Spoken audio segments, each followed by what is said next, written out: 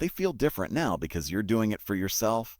You tell yourself it's temporary. You call it hustle. You wear exhaustion like a badge of honor. But then days turn into weeks, weeks into months, and something subtle shifts. You're no longer choosing to work late. You have to. You're no longer excited.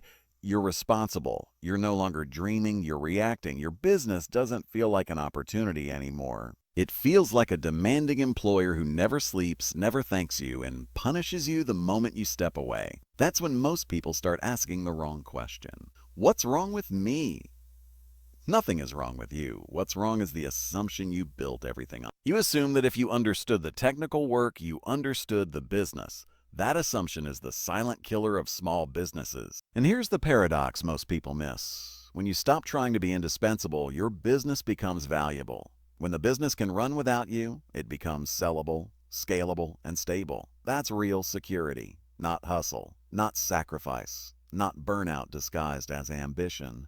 Security comes from predictability, from clarity, from systems that work even when you're not at your best. This is the foundation. Everything else builds on it. If you're exhausted, it's not because you're weak, it's because you're doing the wrong work. If you're stuck, it's not because you lack talent. It's because your business is built on effort instead of design. If freedom feels far away, it's not because it's impossible. It's because the structure doesn't support it yet. The good news is this: systems can be learned, perspective can be trained, roles can be redefined. But first, you must stop confusing passion with process. Because passion burns out, process compounds.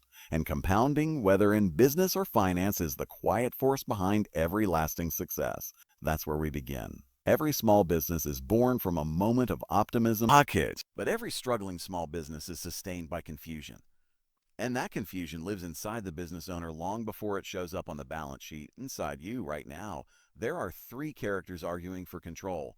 One is a dreamer, one is a manager, one is a worker.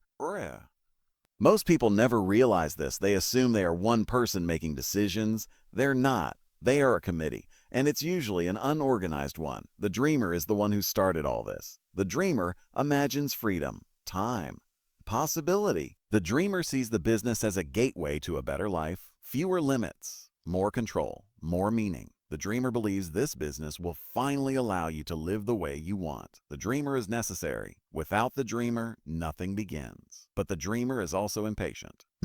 The dreamer doesn't want to think about systems, procedures, or constraints. The dreamer wants outcomes, vision, expansion. The dreamer lives in the future and resents the present. Then there is the manager. The manager is practical, cautious, detail-oriented.